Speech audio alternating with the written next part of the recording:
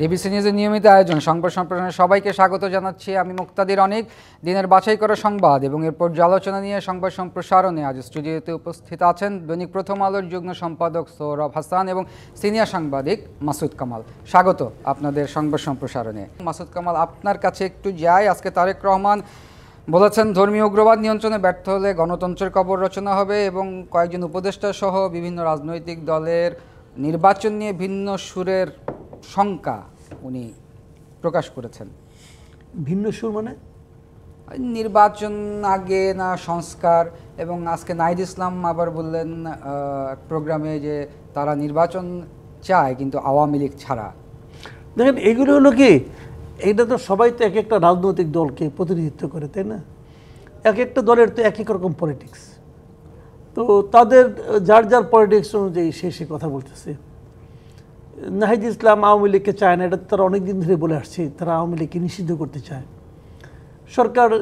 সরকার তাদের খুবই ঘনিষ্ঠ, কারণ সরকারও তো তাদের মতো করে বুঝেন তারা কেন নিষিদ্ধ করেন, এটা তারাই ভালো বলতে পারবেন। আবার নিষিদ্ধ করলেও কি সেটা ডেমোক্রেটিক কোনো কাজ হবে কিনা সেটা নিয়েও প্রশ্ন আছে। কাজে এগুলি তো যার যার রাজনীতি। আর ধর্মীয় যে কথাটা, বিষয়টা নিয়ে, ধর্মীয় উগ্রতা, ধর্মীয় যে আচরণগুলি নিয়ে, বাড়াবাড়ি নিয়ে তারেক রহমান যে কথা বলেছেন সেটাও তো গুরুত্বপূর্ণ। আমি নিজে ওনার সঙ্গে এই বক্তব্যের ব্যাপারে একমত। কিন্তু পাশাপাশি আমরা আবার কী দেখি, যেমন ধরেন আমি আজকে না, গত দুদিন আগে একটা নিউজ দেখলাম। জামাতের আমির বলছেন যে জামাত ইসলামকে ভোট দিলে নাকি আখেরাতে সম্পদ বৃদ্ধি হবে। তো এটাকে আপনি কীভাবে বলবেন? আমি জামাত ইসলামকে ভোট দিলে আমার আখেরাতের সম্পদ বৃদ্ধি হবে, এই গ্যারান্টি, এই মানে ঠিকাদারি উনি কবে থেকে নিলেন এটা বুঝতে পারলাম না। তখন এটা কি ইহজাগতিক কোনো কাজ নাকি? এখন এগুলো তো হচ্ছে, এই সমস্ত কথাই তো কেউ না কেউ বিশ্বাস করে বলে তো ওনারা বলেন। সবচেয়ে বড় কথাটাকে একটা জিনিস মানতে হবে যে আমরা তো মানে আপনার দুনিয়াতে আছি, দুনিয়ার কাজটাই করতে হবে, দুনিয়ার মতো করে বলতে হবে। এটাকে রাজনীতিকে যদি কেউ ওইভাবে ব্যাখ্যা করার চেষ্টা করেন সেটার অন্য অর্থ, কেউ থাকতে পারে তার সঙ্গে। আমি যে উদ্বেগটা তারেক রহমান প্রকাশ করছেন আমি তার সঙ্গে একমত। আমি মনে করি যে এটা আসলেই ঠিক, আমাদের এটা কন্ট্রোল করা উচিত। কিন্তু আনফর্চুনেট হলো কি, আমাদের বর্তমানে যে সরকার, অন্তর্বর্তীকালীন সরকার আছে, গত বিভিন্ন ঘটনা প্রবাহে আমরা দেখেছি, আমার কাছে কেন যেন মনে হয়েছে এই সরকারটাকে কোনো সময় ওই গ্রুপটার প্রতি একটু সহানুভূতিশীল। আমরা একাধিক ঘটনা তো দেখেছি।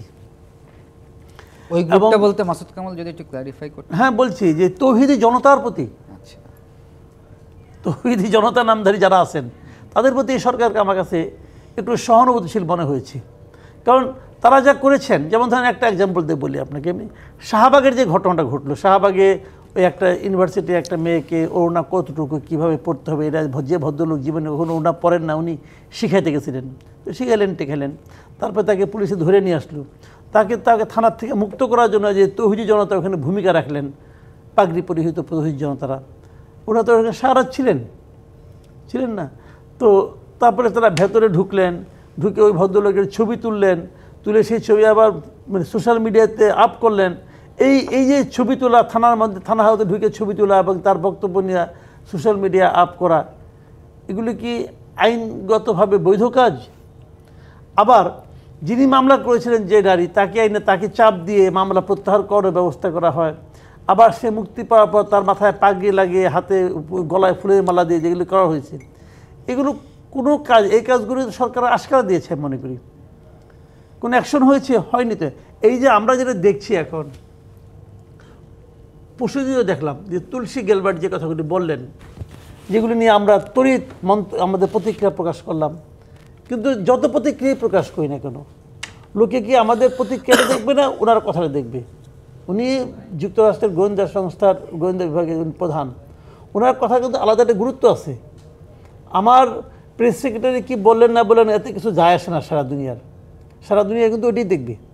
এবং ওনারও কি কোনো নিজস্ব কোনো সোর্স নাই? আছে তো। আমি তো খুব দুঃখের সঙ্গে বলতে বাধ্য হচ্ছি যে আমাদের দেশের যে মিডিয়াগুলো, যে ট্র্যাডিশনাল মিডিয়া যেগুলো আছে, তারা তো অনেক ঘটনাই নিজেরা সেন্সর করে এবং সেভাবে প্রকাশ করে। যে কারণে প্রকৃত চিত্র অনেক সময় আমরা দেখিও না। কিছুই কি হচ্ছে না? কিছু তো হচ্ছে। তারপরে যতটুকু প্রকাশিত হয়েছে, আমি মাঝখানে ওই দিন একটা দেখলাম, একটাই দিল, আপনার হিসাব দিল, প্রথম আলো তো নাকি মানে গত 7 মাসে যে পরিমাণ ঘটনার তারা মানে নিউজ ছাপিয়েছে কেবল, তার সংখ্যাও তো অ্যালার্মিং। কোনো একটা দেশে এত কিছু, এই ধরনের দাঙ্গা হবে কেন? কাজে এইগুলোর আলোকে যে সমস্ত কথাগুলো তুলসী গ্যালভার্টের কথা বলছেন, মাসুদ কামাল, তুলসী গ্যালভার্ট যখন দিল্লিতে অবস্থান করছিলেন, আমরা ঠিক সেই সময় কিন্তু ভারতের নাগপুরে দেখতে পেলাম। হয়েছে, কোনো সমস্যা নেই, নাগপুরে হয়েছে, অনেকপুরেই হয়েছে, এত আমার কোনো আপত্তি নেই। কিন্তু এখন ওইটা হইলে বলে কি আমারটা জাস্টিফাইড হবে? আপনি কি বড় একটা অন্যায় দিয়ে এই অন্যায়টাকে জাস্টিফাই করার চেষ্টা করবেন? ওটা তো আমার ইখতিয়ারের মধ্যে না। আমার এলাকায় যেটা ঘটবে সেটাকে আমি কিভাবে দেখবো সেগুলো ইম্পর্টেন্ট। দেখেন, যে দেশে আইন কানুন খুব কঠিন, খুব কড়া, সেখানেও অপরাধ হয়। কাজে অপরাধ হওয়াটা কিন্তু আমি খারাপ বলছি না, মানে এটা যে একদম অস্বাভাবিক কিছু আমি তা বলছি না। মানুষ তো বাই নেচার অপরাধ প্রবণ, অনেক সময় অপরাধ তারা করে। আমি এটা নিয়ে কিন্তু আমার আপত্তি না। আমার আপত্তিটা হলো অপরাধ ঘটে যাওয়ার পর সেই ঘটনার বিষয়ে আমাদের দায়িত্বশীল যে সরকার আছে, প্রশাসন আছে, তাদের কি অ্যাটিটিউড। আমার বক্তব্য হলো ওইটা।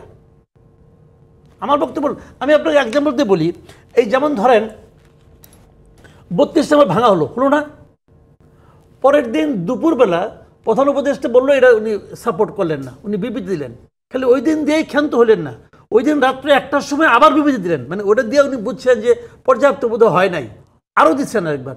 কেন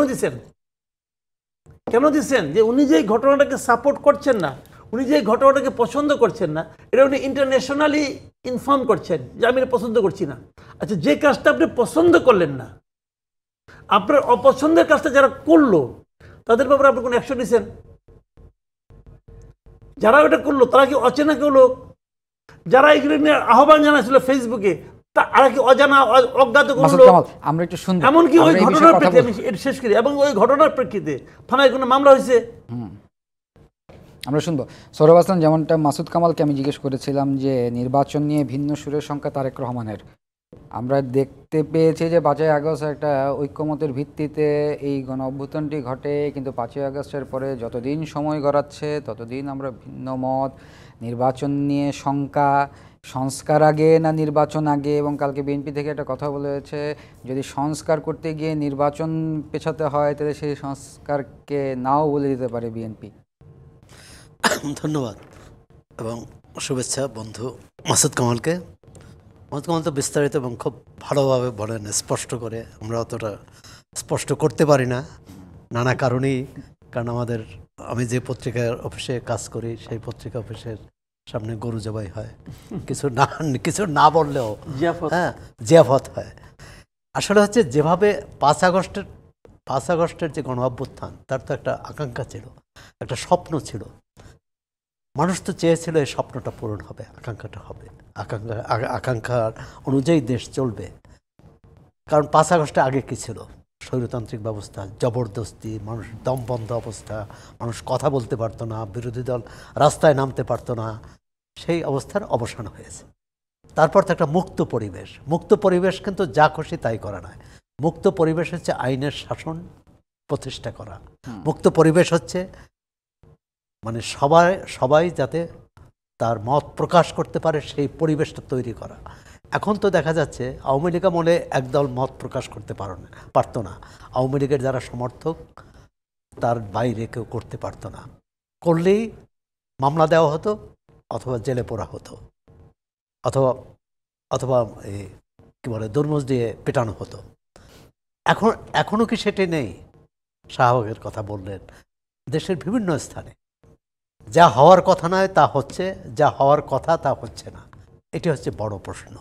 দ্বিতীয় হচ্ছে যে তারেক রহমানের কথা বলছেন যে নির্বাচন নিয়ে এত ঝগড়াঝাটি হবে কেন? এত তর্ক বিতর্ক হতে পারে মাঠে, বক্তৃতা, তার নিজেদের নেতাকর্মীদের উজ্জীবিত করার জন্যে বিএনপি এক ধরনের বক্তব্য দেবে, নতুন দল, অন্যান্য দল, জামাত ইসলাম, তারা তো অবশ্য শুধু ইহকালের রাজনীতি করে না, তারা ইহকাল ও পরকালের রাজনীতি করে, পরকালের কথা বলতেই পারেন। কিন্তু মানুষ মানুষ কি চায়? আমি তো দেখি না কোনো দলের নেতাকর্মীরা খুব সাধারণ মানুষের কষ্ট নিয়ে চিন্তিত। সাধারণ মানুষ, এই যে ঢাকা শহরে অসহনীয় যানজট, রোজার মাসে মানুষ ইফতার করতে হয় রাস্তায়, এটা নিয়ে কোনো কথা নেই। কথা হচ্ছে সব কিছু হচ্ছে নিজের পক্ষে নেয়ার কথা। রাজনীতি নিজের পক্ষে নিতে হয়। এখন 5 আগস্ট পর্যন্ত একটা পক্ষ ছিল, স্বৈরাচারের বিরোধী পক্ষ। এখন তো বিভিন্ন পক্ষ হয়ে গেছে, স্বৈরাচার নাই, সুতরাং যে যার মতো করে। এবং বিপদ হয়তো যে যার মতো করে। অবশ্যই গণতান্ত্রিক সমাজে বহুমত বহুপথ থাকবে, বিরোধিতা থাকবে, তর্ক থাকবে, বিতর্ক থাকবে।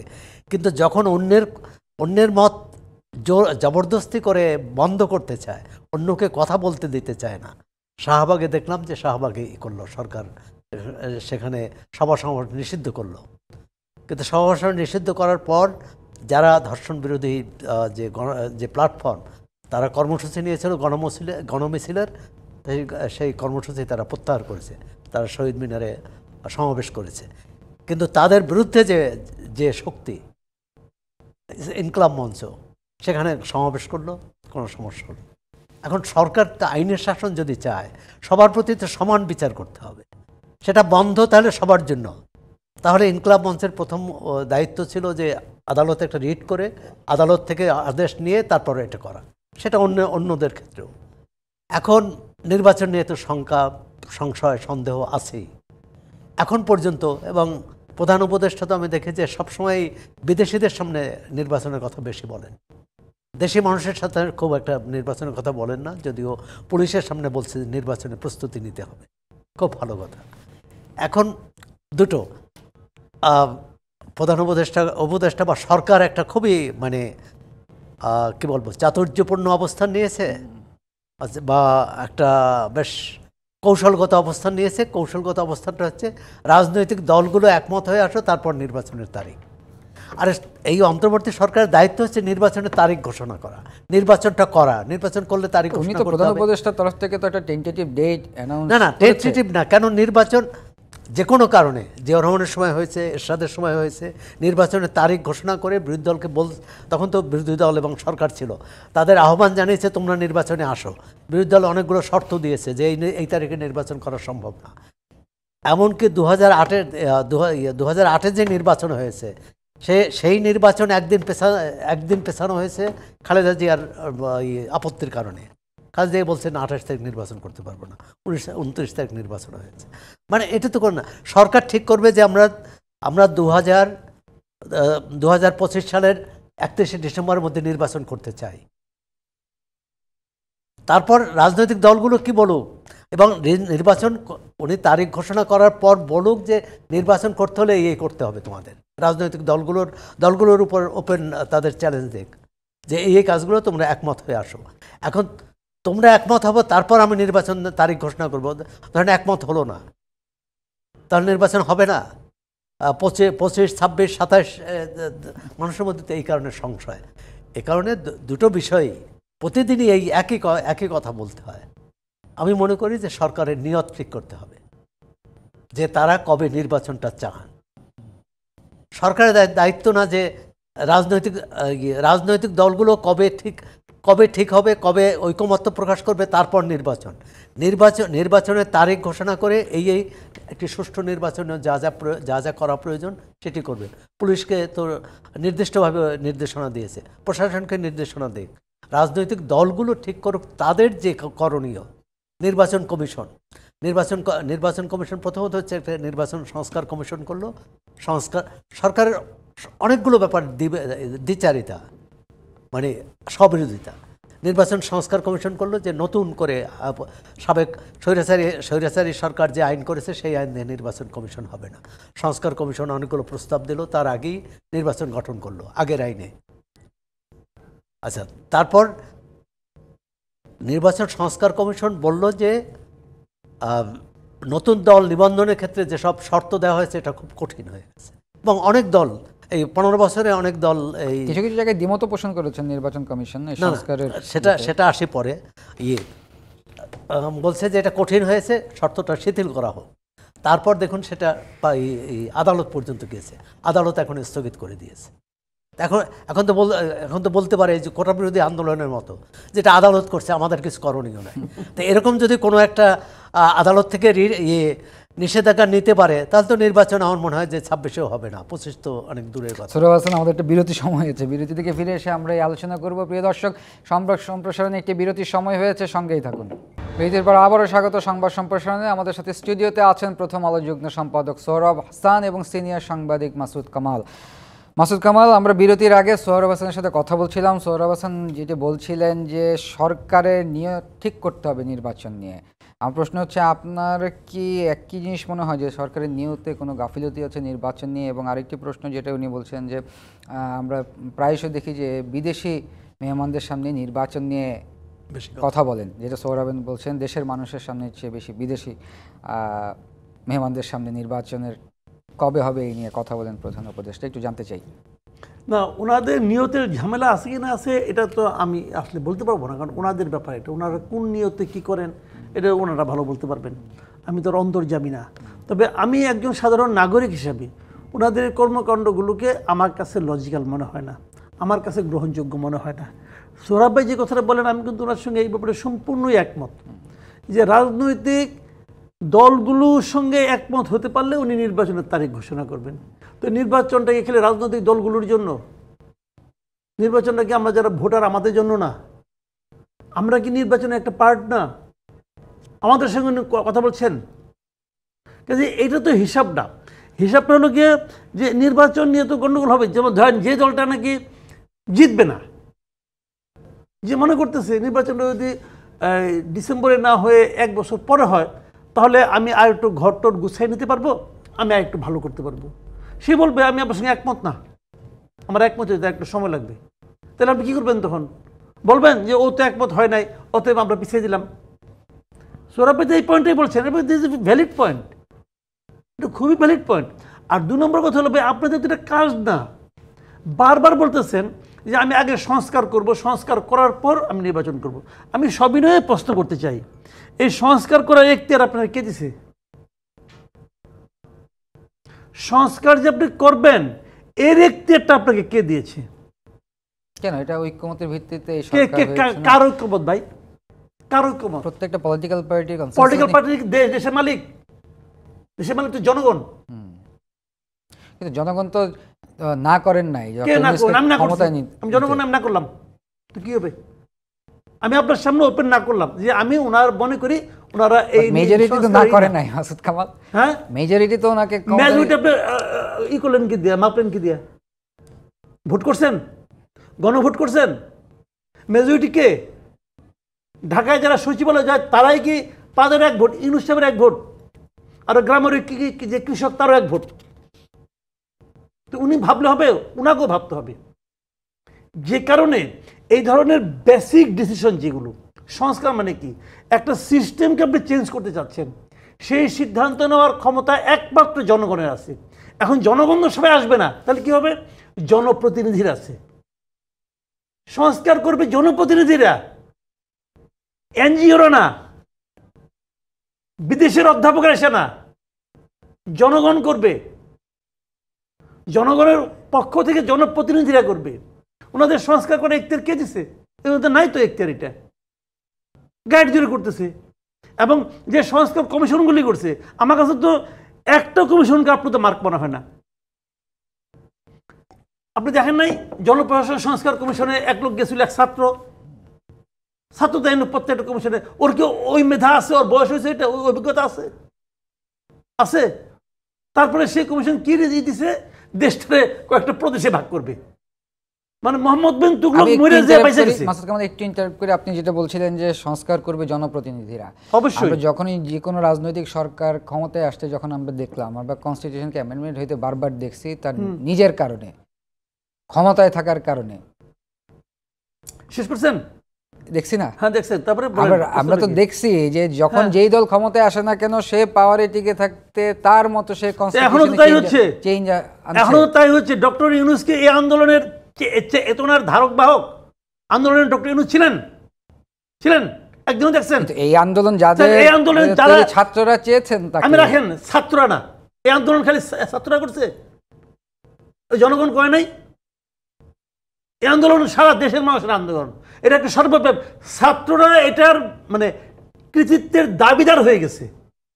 তারা দাবি করেছে, আমরা করেছি, তারা দাবিদার মাত্র, আর কিছু না। এটা বলেন না ডক্টর ইউনূস এই আন্দোলনের চেতনার ধারক বাহক না? এই যে আপনার উপদেষ্টা কমিশন আছে, যে পরিষদ আছে, এই পরিষদে 80% লোক এই আন্দোলনের সঙ্গে ছিল না। 80% লোক ছিল না, শারীরিক, মানসিক, অর্থনৈতিক, বুদ্ধিভিত্তিক কোনোভাবেই ছিল না। তো তাদের মাধ্যমে এই আন্দোলনের চেতনা কিভাবে বাস্তবায়িত হবে? কিভাবে বাস্তবায়িত হবে? বাস্তবায়িত হবে না, এবং হচ্ছে না। তারা যে সংস্কার কমিশনগুলি করছে, কোন সংস্কার কমিশনের গঠনটা কিভাবে হয়েছে বলেন? কেউ জানে? এই দেশে কেউ জানে এই কমিশনটা কিভাবে হয়েছে? কেউ জানে কেন শাহদিন মালিক বাদ পড়লো, কেন আলী রিয়াজ আসলো? কেউ জানে? কেউ জানে কেন বিদেশি নাগরিক কেমন আনতে হলো? কেউ জানে? জানে না। কেন জানে না? আমি জানতে চাই, আমাকে জানাক। কেউ জানে না কেন? তাদের ইচ্ছা খুশি মতো করছে, তাদের ইচ্ছা খুশি মতো নূরজাহান বেগম যেরকম উপদেষ্টা হয়েছে, তাদের ইচ্ছা খুশি মতো ওরকম আলী রিয়াজ সাহেব হয়েছে এর প্রধান। কামাল আহমেদ ইংল্যান্ড থেকে এসে নিয়ে গণমাধ্যম ঠিক করব হবে। কিন্তু এইগুলি বলেন না, এইগুলি করার একমাত্র এখতিয়ার হলো জনপ্রতিনিধিদের, একমাত্র। এবং ওনারা যে কতটুকু চেতনা ধারণ করে, সৌরভ হাসানের সাথে কথা বলি। সৌরভ হাসান, মাসুদ কামাল সংস্কার কমিশনগুলো নিয়ে যে প্রশ্নগুলো তুললেন, আপনার কাছ থেকে একটু শুনতে চাই। না, প্রথমত মাসুদ কামাল তো প্রশ্নগুলো তুলেছে। প্রশ্ন তো যে কোনো নাগরিকেরই অধিকার আছে প্রশ্ন তোলার। সরকারের উচিত সেই প্রশ্নগুলোর জবাব দেওয়া। সরকার যখন নীরব থাকে তখন মনে হয় যে প্রশ্নের মধ্যে যথেষ্ট যৌক্তিকতা আছে। এই প্রশ্ন অনেকেরই, কিন্তু আমি আর এখন কমিশন যেহেতু প্রতিবেদন দিয়ে ফেলছে, প্রথম 6টি কমিশন, সুতরাং এই কমিশন গঠন বা তারা কি করেছে সেটি ওই পুরনো বিতর্কের চেয়ে নতুন বিতর্ক। এই কমিশনের প্রতিবেদনগুলো কি রাজনৈতিক দল বা জনগণকে ঐক্যবদ্ধ করতে পারবে, একটা যৌক্তিক সমাধানে নিতে পারবে কি না? যদি পারে তাহলে আমাদের আপত্তি, আমাদের বিতর্ক, আমাদের প্রতিবাদ এক ধরনের অসার প্রমাণিত হবে। আর যদি না পারে তখন কিন্তু এই সরকারকে জবাবদিহি করতে হবে।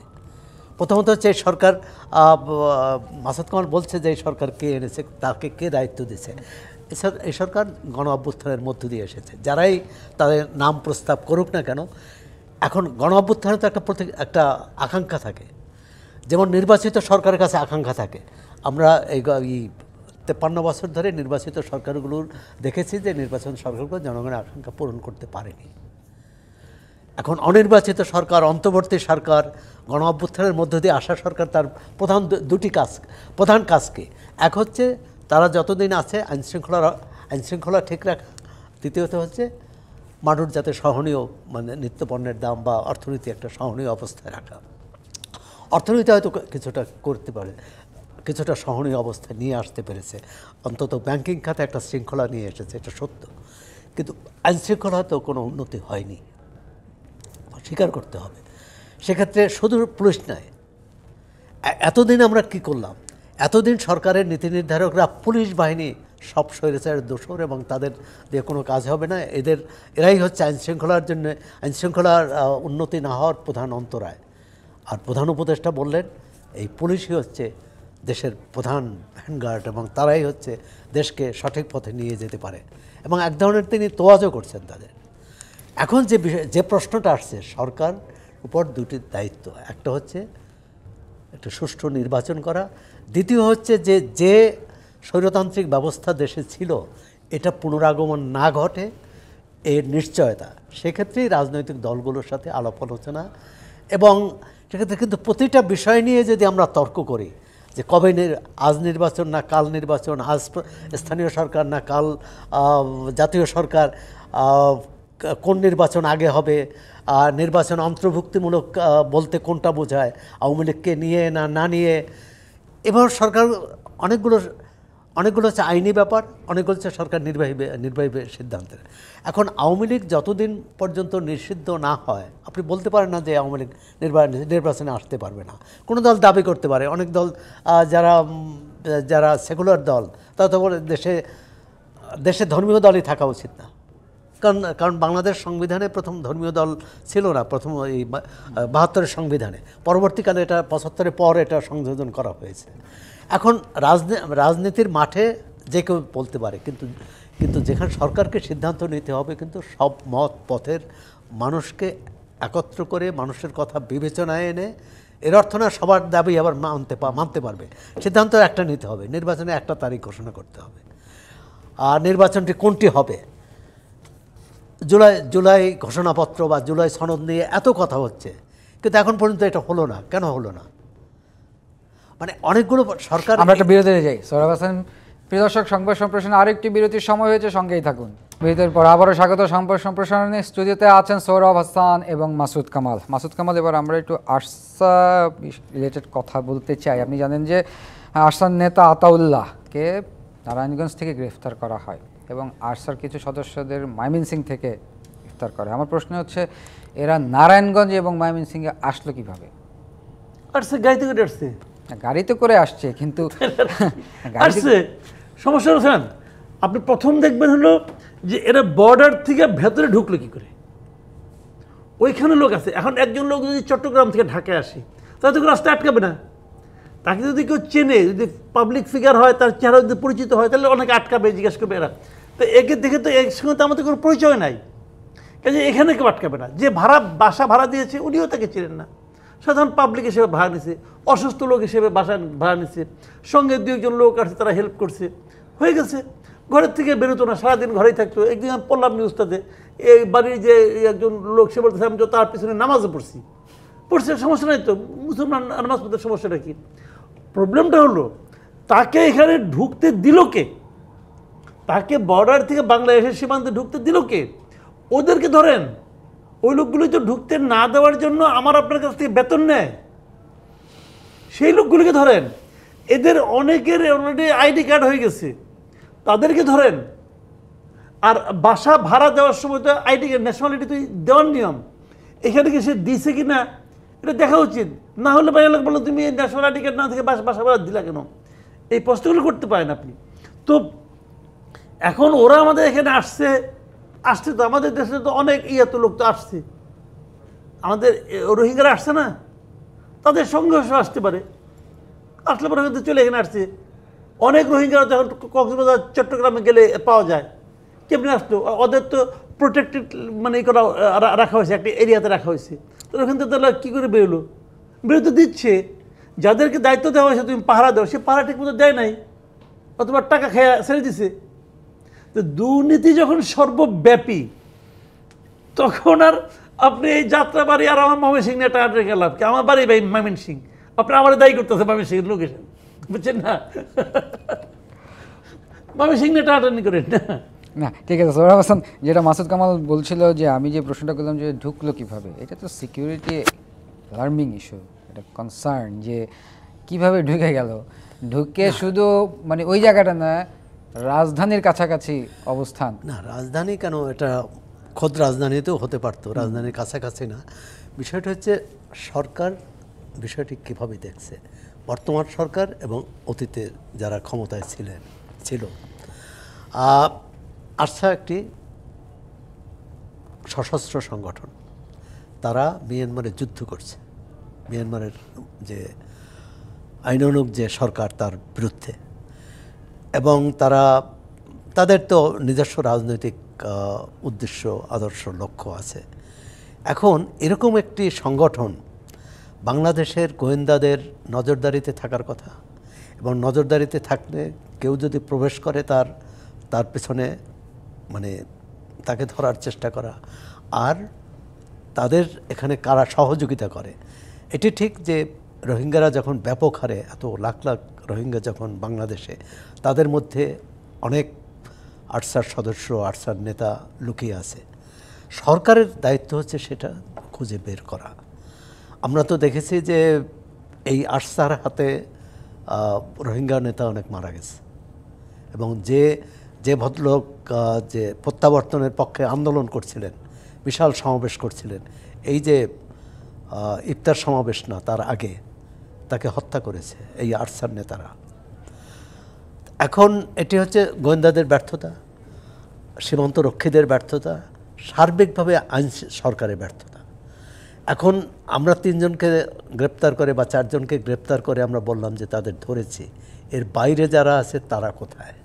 প্রথমত হচ্ছে এখন সরকারের সাঁড়াশি অভিযান চালানো উচিত। হ্যাঁ, এরকম একটা জনবহুল দেশে মানুষ মানে বেসরকারি যারা লুকিয়ে থাকতে পারে, কিন্তু সরকারের তীক্ষ্ণ দৃষ্টি থাকতে হবে, তাদের ধরার চেষ্টা করতে হবে এবং আইনের সোপর্দ করতে হবে। এরপর হচ্ছে রোহিঙ্গাদের সহযোগিতা লাগবে। এখানে যারা রোহিঙ্গা আছে তারা সহযোগিতা না করলে কিন্তু এই আরসার তৎপরতা দুটো বিপজ্জনক। আপনি এরা কবে ফেরত যাবে তার চেয়ে উদ্বেগের বিষয় যে মাদক এবং অস্ত্র। মাদক আসলে পুরো বাংলাদেশ ছেয়ে যায়, এই মাদকে বাংলাদেশ গ্রাস করে ফেলছে। আর অবৈধ অস্ত্র থাকলে এই যে আইন শৃঙ্খলা আমরা কি বলে স্বাভাবিক করতে পারছি ধন্যবাদ না। সোহরাব হোসেন, আমাদের শেষ করতে হচ্ছে। ধন্যবাদ মাসুদ কামাল। প্রিয় দর্শক, এই ছিল সংবাদ সম্প্রসারণে, ডিবিসির সঙ্গেই থাকুন।